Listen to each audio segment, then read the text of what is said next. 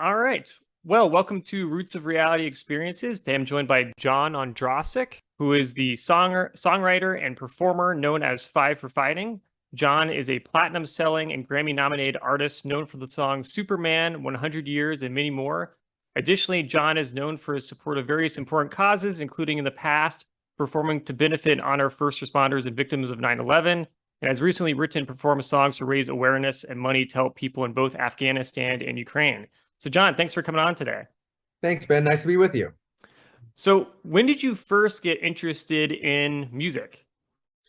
Well, probably before I could talk. My mom was a piano teacher, so music was always in the house. She started me very young at the piano, 2, 3 years old, and so I kind of grew up with music being a big part of my life. My dad was an astrophysicist, actually, worked at Wow. JPL, so I had this kind of dichotomy between my mom doing piano lessons with her students and me playing piano, and then my dad coming home from JPL with the latest pictures from Titan. It was kind of the golden age of unmanned space flight in the mid '70s, the late '70s.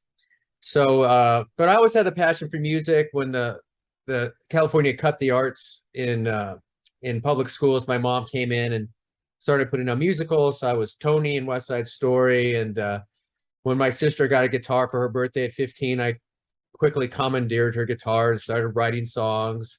So it was my passion as a child, and it's been a blessing to be able to make a career out of it. And here we are, 2 decades later, still having folks sing my songs back to me. So I'm very fortunate. That is awesome. And also, just like a really unique background to have with your dad, an astrophysicist, and your mom in music. So, how did that impact sort of your development then? I mean, because I feel like, especially since you're a songwriter, you might have a different type of perspective on the world, with your dad, telling you about the universe and things. I was a math major in college because I wanted to have the fallback plan and had the aptitude for math. But at the high levels of science, it's creativity, right? It's not 2 plus 2. It's solve this proof, and so you kind of have a blank slate, and you kind of have to use your creative side to do some of the higher level work. Certainly, I was never a great mathematician, but watching my father, who was kind of a genius, kind of do his work and halfway understand what he's talking about, and meet some of the folks at JPL back in the day. It was great. I mean, as a kid, I would go there on Sundays and I'd play Star Trek on their mainframe that took up 5 buildings that would now fit on your ring, But Wow. so it was put the punch cards in, and so it certainly kindled my love for science, particularly space and and all that stuff. But yeah, mom was always teaching and I was always playing, and I'd be the guy that would show up at the high school party and you know sing Open Arms from Journey or some Queen song to get people to talk to me. And Yeah. but it's been great to kind of live those parallel lives with those interests from my parents, who've been very supportive in my career. Even to this day, they were critical in my early career, letting me work for the family business and go on auditions. And so a lot of the success I've had is directly related to them.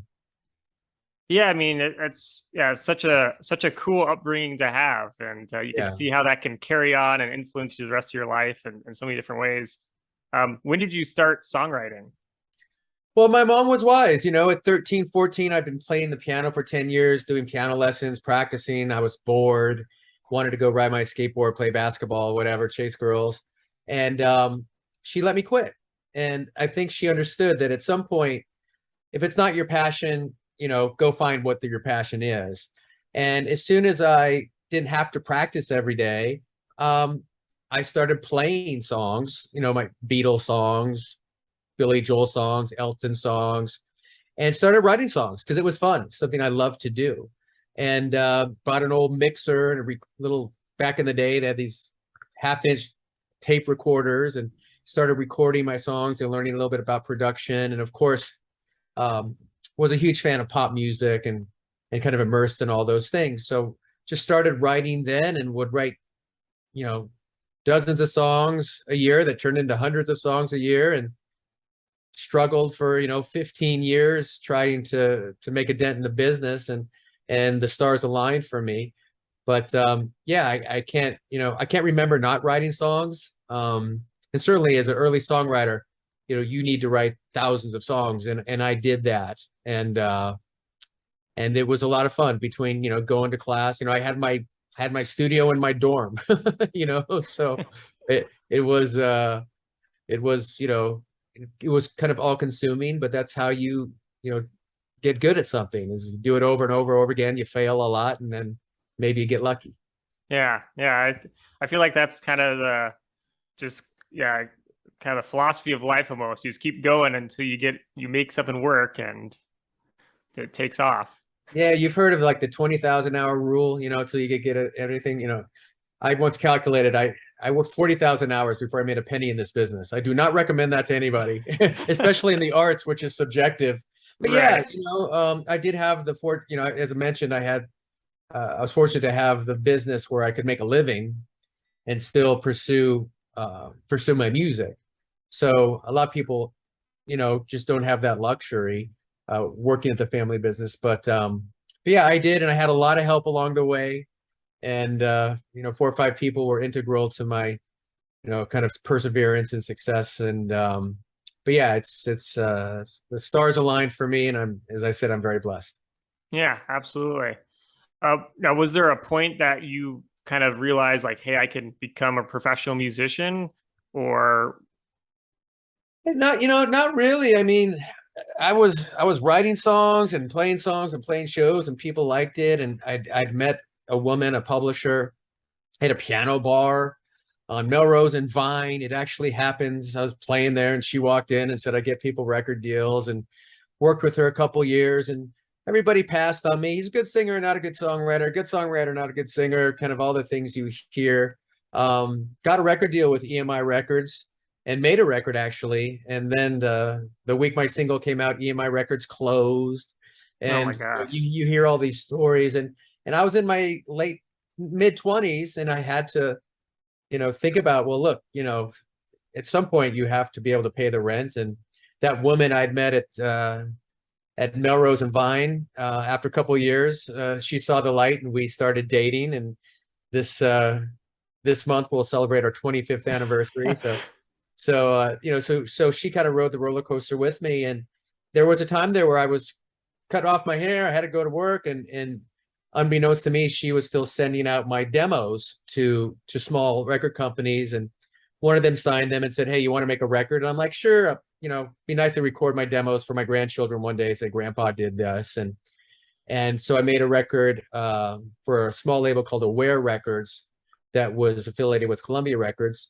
It had a song on it called Easy Tonight, which was a moderate hit at some of the songwriter formats. It was a #1 song at this AAA format, but it didn't sell any records. But it was just enough for them to go to Columbia Records and say, hey, you don't know this guy, but he's on your label, and you might want to give him another song. And they said, what song do you want to go out with? And I said, well, if I only have one more before I have to get a real job, it'd be Superman. And then Superman, did its thing. And so we're talking today. Wow. Yeah, that's awesome. It's always cool to hear those stories where you just keep kind of grinding until you get to it. Yeah. Now, where were you working before you took off? No, as I said, we have a family business. It's kind of the antithesis of the entertainment business. As I said, my dad worked for NASA, but his father, my grandfather, had a small business downtown LA, a welding business, would make things like refrigerator racks and oven racks out of wire. We're Slovak heritage, and the wire business is a big kind of Slovak trade 100 years ago with wire working. And so my grandfather had come over and had that skill, and he suddenly passed away in the mid 70s, late 70s. And my father kind of left JPL to go run the family business. He still worked there part-time, but he developed this business and called Precision Wire, and grew into a very nice small business, with 300 employees, and claim to fame, we make the best shopping cart in the world. And so I was able to work at Precision Wire through my kind of late 20s, frankly, to this day. Had a meeting yesterday in Bentonville after my tour. I have a very strange life. I go on tour for 2 months and then I go to Bentonville to meet with Walmart. But so being able to have that luxury of where I could make my own hours allowed me to really pursue the music business and go on auditions and once I started to have success, go on the road. But I've worked there through my whole career and still work there now. And so it's been very grounding.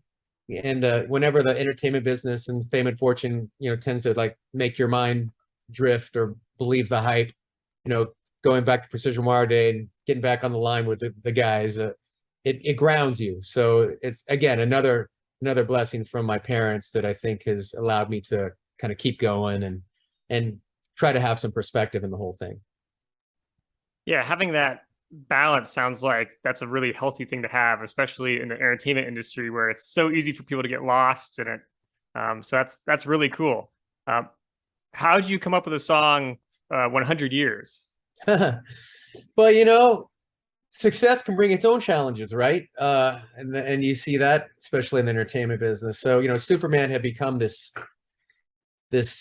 phenomena, certainly with the Concert for New York and being one of the songs after 9/11 that kind of recognizes the heroes. I've just been used to hearing my song on the radio for a few months. Now I'm sitting on stage at Madison Square Garden with Paul McCartney and Billy Joel. And so you can imagine that was a lot to digest. But then I had to follow that up. At that point, I was the Superman guy, one-hit wonder. I wasn't a songwriter. I was the guy who wrote the song. So you can imagine there was a lot of pressure to follow Superman. And you see in the music business a lot of time, new bands, new songwriters that have a hit song, there's a tendency to kind of regurgitate the hit. So it's basically the same song, just not as good. We saw Superman 2, Superman 3. We know we've seen that movie literally before. So it took me a long time, and I'd made a full record with Bill Bottrell, this amazing producer, the Battle for Everything record. We knew we didn't have the song to follow Superman. I thought we had some good songs, but it took me 2.5 years. And, one day I was kind of sitting with my 2 young kids on my lap in Encino, and many of us tend to dwell on the past or future trip. I do that as much as anybody. And I kind of forced myself like, hey, try to recognize the moment. You have a beautiful family, everybody's healthy, you're kind of lived your dream, you have a song and you're able to make a record and people know it. Can you at least recognize that?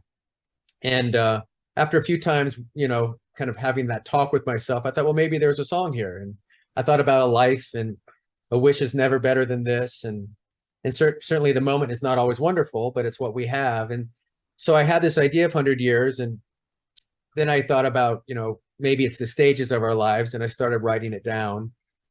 And it took 3 or 4 months. Superman came very quickly. It came like an hour. It was a gift. It was one of those songs that basically presents itself. It's basically done. And you're like, where did that come from? 100 Years was much more crafted. But I had a sense that it was kind of the same guy, kind of had the same voice, melodic. But it was a song that if Superman never existed, that I think would kind of define me as an artist.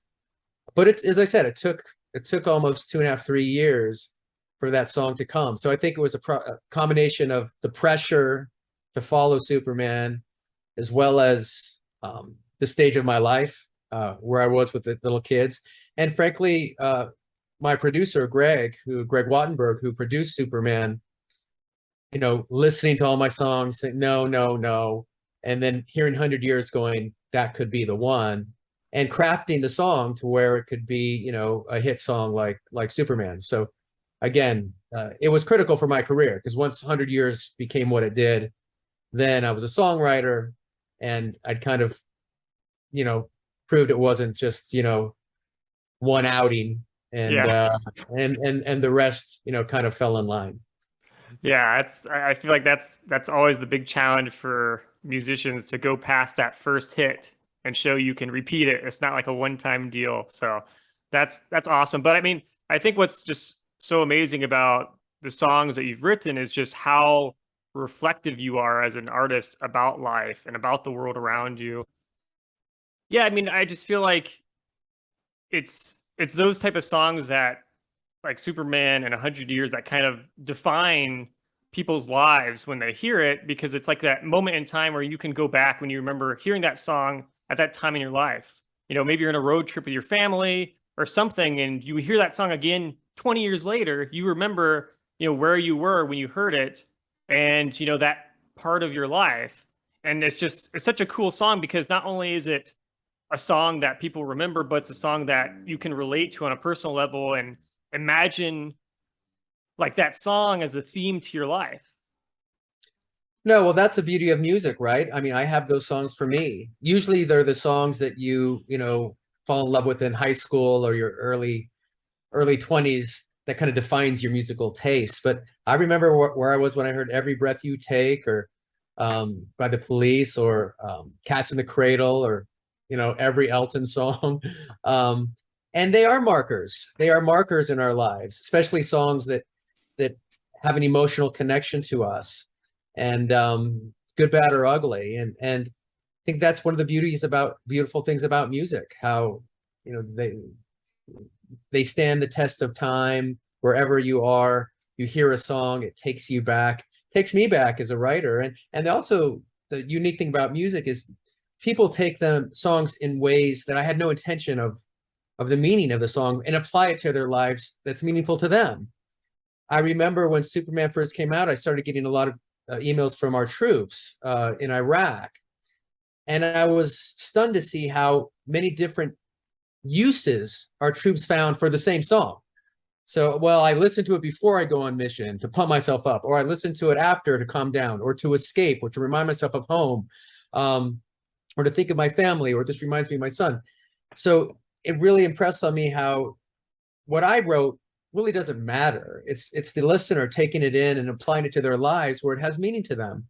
And that's kind of the unique thing about music. And I think it's also so universal. And we'll talk about Ukraine later, but you know, these songs that I've written for Ukraine and Afghanistan, how people take them and use them in a way that provides wellness for them.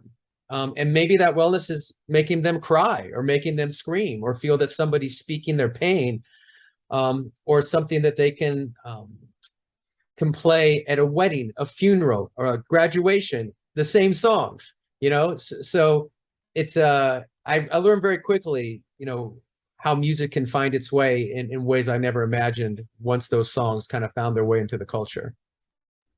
Yeah, yeah, that makes sense. I I guess it's also just interesting to think about, like, you know, you being a songwriter, to think that some of your songs like 100 Years and stuff would be, you know, the songs at people's weddings and, you know, all these Yeah. other things. Like you're just a huge part of these people's lives in this way that, you know, you probably never would have expected when you first wrote it. So No, for sure. I mean, I never imagined hearing my song on the radio and then to have those songs. And you have to understand when you meet people like at shows and when you play the song at shows, you know, I'll be playing 100 Years for the probably 10,000th time, you know, this summer. But there's people there that are only going to be there once and hear it once. And that song really mattered to them. So I think sometimes we as artists, you know, if we're fortunate enough to have songs like that, forget that, you know, just like the songs that matter to us and inspired us to be songwriters, um, they can be very meaningful for folks. So it is very humbling and very satisfying. And that's why, you know, to this day, I still don't get tired of playing Superman. I certainly don't get tired of playing 100 Years because I'm always somewhere in it, getting closer and closer to the end, but I'm always somewhere in it.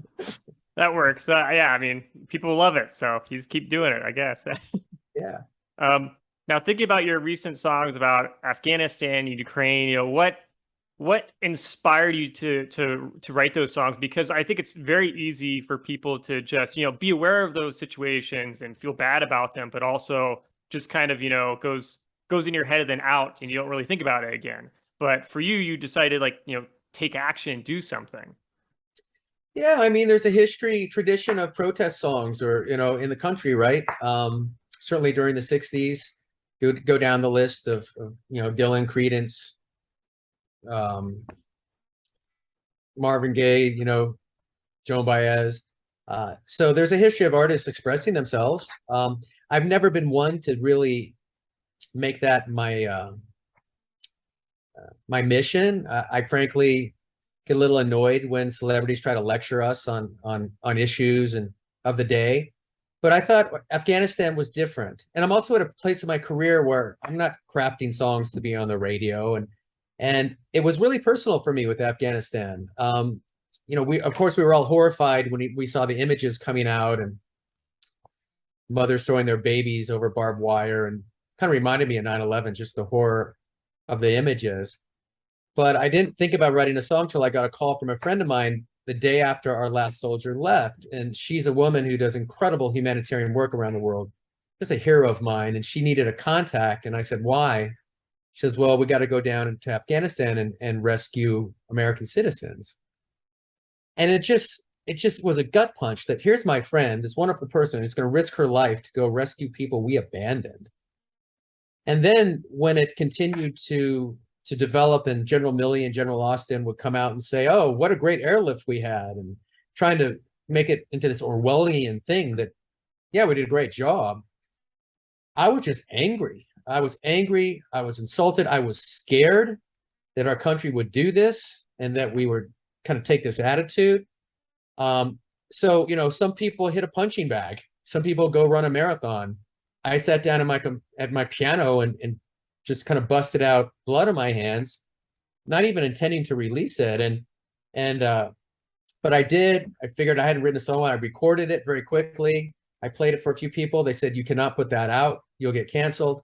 But I just felt, especially knowing our troops and how they were so mortified and felt betrayed by their leaders. I felt, maybe somebody needs to speak for them. So I put it out without expectation, but it did become that kind of song that spoke for a lot of people, particularly veterans, who felt betrayed by their generals, that their brother in arms, Afghans who fought with them, maybe saved their own life, their interpreters, were banded to the Taliban. And here we are on the 1-year anniversary, and to this day, there's been no accountability. And I think, when the song came out, we talked about dominoes, and if America is willing to abandon their own citizens to terrorists, what's next? And we talked about Ukraine, and we talked about Taiwan, and a lot of those things we feared a year ago are coming to pass. And I think a lot of that, not all of it, but a lot of that has to do with Afghanistan. So it was really a scream of rage when I wrote the song. And a lot of times throughout history, you'll see songwriters do that. And it's really not as I said, my MO, but I just felt obligated to do it. And Ukraine song was a little different, but similar in this respect of, here's this big historical event. Nobody's saying anything.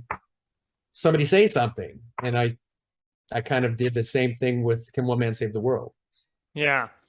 Yeah. I mean, it's always, these just really complex situations that are going on in the world, and it's easy to sort of turn a blind eye to them. But I mean, it's just these situations were, total messes. And, with Afghanistan, Americans have been aware of what's going on in Afghanistan for, years now. And for it to end like that, regardless if people want, there to be, more work with the Afghans or pulling out, the way it happened did not go well, and everyone agrees on that. So, that's just really unfortunate. I have friends who were in the Afghan army that had to leave the country, and that. So it's sad situation to see, especially when so many people have their lives change in dramatic ways forever. And then with Ukraine and Russia's invasion, I mean, that's just another big punch to the world, and trying to have some type of stability with everything going on already. So it's good to know that there's people like you that are also thinking about these things, are also concerned, given obviously your voice and platform, because these are things that people need to be aware of, because we can't continue to let these situations just pop up on us. Things aren't going to go well if we do. So. Well, no, we've seen, look, Afghanistan was terrible. It was a Yeah. moral disgrace what we did. Abandoning those people, I think it really hurts America's credibility. But it's not geopolitical. Is are terrorists coming back? Yes. Could there be another attack? Yes. Is it going to end America? No. But Ukraine, to me, is different. Yeah. Look, Putin has said he wants to reconstitute the Soviet Union, and for me, being an old guy, these issues of I remember doing go under your desk in elementary school for the nuke drills, right? I remember that stuff. And I think, oh, now it's my dog going crazy. But when Putin invaded, uh, I saw something in Zelensky I hadn't seen in any leaders in the last few decades. What was our first act as a nation? Very similar to Afghanistan. Our first act was to offer Zelensky a plane ticket to abandon his people. And he surprised all of us when he said, no, send me some stingers instead. And I think people forget the conventional wisdom. General Milley, said that, oh, the war will last 3 or 4 days. So America was basically planning on how to manage Ukraine's defeat. And I think Zelensky, by saying that, kind of shocked everybody and put everybody on For notice. sure. Yeah. And Yeah. and when I saw that, I'm like, wow. Again, I have to write something. And Can One Man Save the World? It was crazy because when I was writing it, it was in the early stages of the war. And you will remember when the Russians had hired assassins to kill him. And one night he said in a speech, I know I may not be here tomorrow. So Yep. I was writing this. I was writing the song with some lyrics that would kind of state my feelings, whether he was alive or not. But I wanted to get it out as soon as possible. So I literally wrote it in a day, recorded in a day, and I put out a piano vocal. Nobody puts out a piano vocal. And again, it kind of resonated with some. And and even though it was about Zelensky and the fortitude of the Ukrainian people, it was really about us. Because after Afghanistan, I'm thinking, who are we? I look at America as like Normandy, Berlin Wall, not abandon your citizens to terrorists. So I'm in this place of who are we? And then with Ukraine, the same things like who are we? Do we stand up with Ukraine? Do we support them? Understanding it's a much different dynamic than Afghanistan. Putin has nukes. Understanding that. So it was really a call to the world too. And so when the song came out, it kind of did its thing. What I did not expect is 3 months later to be in Ukraine playing the song with Ukrainian orchestra. Yeah, I wasn't expecting that either. I was surprising. Yeah. Yeah, and again, it's so funny how these things kind of find their way. It's like, how does this? Yeah, how do you have this song that becomes this thing, and then how do you find yourself in Ukraine? But actually, the Ukraine thing came out of Afghanistan, which is frankly kind of it's not ironic, it's symbolic. I was working with many of these groups to rescue folks abandoned because they're so desperate. They were emailing me because I had this Blood on My Hands song. One was Save Our Allies. They rescued 12,000 people in 10 days, just incredible people, formed by this woman, Sarah Barato, who has a catastrophically injured husband in Afghanistan, Afghan veteran, and a bunch of Green Berets, superheroes, special forces, Tim Kennedy, the MMA fighter, who had all been down in Afghanistan. They moved a lot of their operations to Ukraine because they saw it coming, and they had relationships in Ukraine. And when I'd written the song, I was on tour with my string quartet, arranging string parts for Can One Man Save the World. And I thought maybe I should go to Poland and let's play it with the Polish orchestra. Poland's been amazing in this war, taking 4 million refugees. So I called my Save Our Allies friends who have relationships with Poland and suggested the idea. And they called me back a few days later and said, how would you like to do this in Ukraine with Ukrainian orchestra? And I didn't really know how to respond. But a month later, there we were, flying to Krakow, driving 3 hours to the border, walking across the border by ourselves, lost, trying to get a car to Lviv, hopping on a train with congressmen to Kyiv, 48 hours not sleeping, air raid warnings, finally able to film this video, at the Antonov airport in the battlefield in the rubble in front of the symbol of Ukrainians' independence, the Maria, their cargo plane that Putin destroyed at the early outset of the war, with an amazing group of Ukrainian players. So it was incredible. So we could talk hours about it, but it was humbling and inspiring. And I wish every American could see that, because Yeah. I think they would feel the weight and the fact that these people are literally fighting for their survival. And that if we allow Putin to devour Ukraine, it's not going to stop there. So it's really in our interest, in our soldiers' interests, that we do everything we can to stop it here. Right.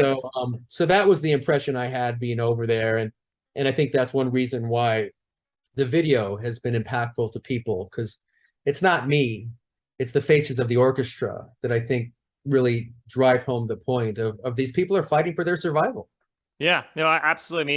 I mean, thinking as like as a historian, I mean, it's just such a defining moment of the 21st century. Um, and I imagine for you, I mean, you wrote the song before you performed it, obviously.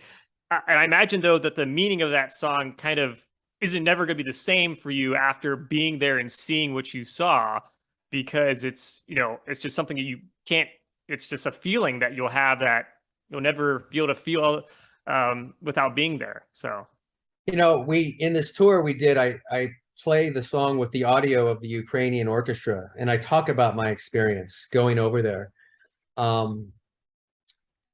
every night in the tour. And it's fascinating because virtually nobody in the audience has ever heard the song. But after they hear me talk about it and I play it with that audio, everybody's very moved. And I think it's one of those things where if people really, realized what was happening, and I think really understood, in my mind, the consequences, they'd all have that reaction. But in America today, we tend to be, tribal, apathetic, moving on to the next squirrel, and not really focused on these big issues, which I think is dangerous. And the world needs America to be strong and focused. I understand there's a lot of nuances with Ukraine. When I was there, I saw, miles of trucks at the border. And I'm like, what's in those trucks? Nobody knows. So I think the questions about corruption, the questions about where's our money going, are all legitimate questions. But my answer to that is, we need to have some oversight. But in the big picture, if we allow Putin to take Ukraine, then what? And unlike Afghanistan, I think the then what could be catastrophic for generations, and Taiwan possibly being the next domino. yeah, yeah. I mean, the world is complex, but the situation in Ukraine, I think, is pretty crystal clear. It's like this is something that everyone should be paying attention to, because this is one of those historical moments that if it doesn't go well, it's gonna get worse. So, Yeah. it's really cool with all you're doing. Again, it just it's really impressive to see you know people, whether it's musicians or anyone who has a position to amplify the voices of people, to take advantage of that situation and help out. Because you know I, I don't think there's a day that goes by where I'm not thinking and reading news about, like, well, what's happening in Ukraine, because it's just we're living in history, and these are Yeah. moments that are define our generation. So No, I agree. And I frankly lament that there's not 1,000 songs for Ukraine, and there's not 1,000 songs for Afghanistan. Um, I don't know why. You've seen artists stand up over history, Live Aid, Bob Geldof, Sun City, Concert for New York. And I'm calling for a global concert for Ukraine, but I'm not U2, I'm not Bruce Springsteen. So I think, unfortunately, you're seeing the arts kind of community kind of fail, in my mind, when it comes to these historic issues. I took no pleasure in writing either of these songs. I hope I don't have to write one about Taiwan. But I think it also reflects the time of apathy, and kind of people, what they're focusing on is trivial compared to the big picture, yeah. and being on this tipping point of history, that it could go either way. And if it goes bad, God help us. Yeah. Yeah, it's we're just gonna have to hope for the best and hope people keep paying attention and more people get interested in what's happening. Yeah, it's a really devastating time and history and to see everything unfold. So hopefully things get better over time.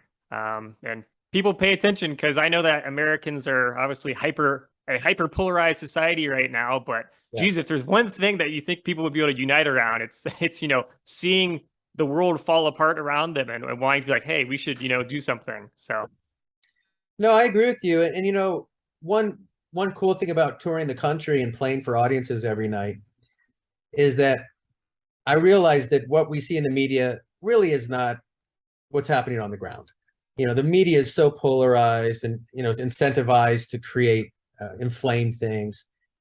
But some nights I'm playing in Ohio.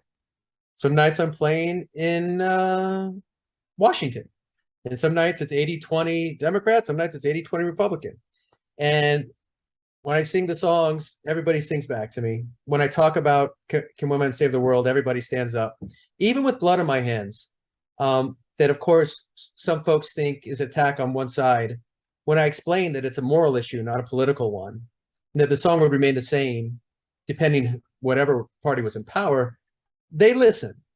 So I do have hope that the people of America are not as necessarily as inflamed and polarized as the media would have you believe. On the other hand, we don't seem to have many leaders who are interested in tamping down the rhetoric, so we can have solutions and kind of get back to a sane level of communication. yeah. So yeah, I don't know where it's going to go, but I do think it takes. I just had a podcast before you with somebody who was a very high profile, and we were talking about the same thing.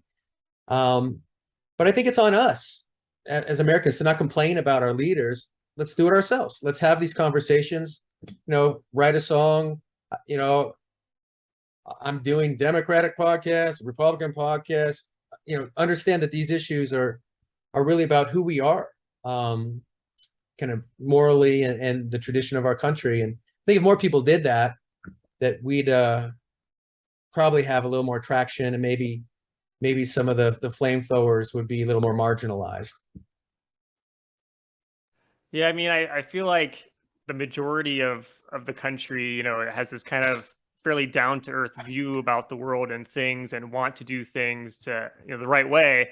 But yeah, I think it is easy for, the extremes to just take over the conversations. But, I know just from talking to former legislators, it's just, at the end of the day, the people of the country make the decisions. It's just, are we going to actually, pay attention and make them, or are we going to, let these just kind of people on the wings decide, okay, we're gonna, do it our way or not, and then fight each other over it. So hopefully we can get, take the common ground that we have as Americans and use it in a reasonable way and productive way.